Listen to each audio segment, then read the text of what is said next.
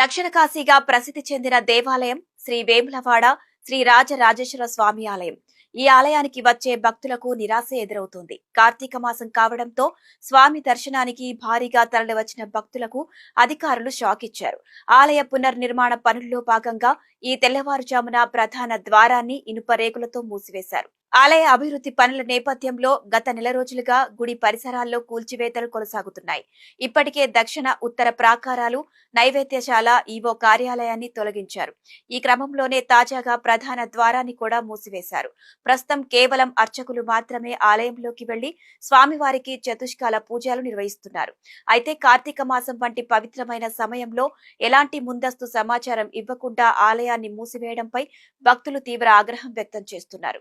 వేలాదిగా తరలివచ్చిన భక్తులు స్వామివారిని దర్శించుకోలేక తీవ్ర నిరాశతో వెనుదిరుగుతున్నారు. ఆలయం ముందు ఏర్పాటు చేసిన ఎల్ఈడి స్క్రీన్లపై కనిపిస్తున్న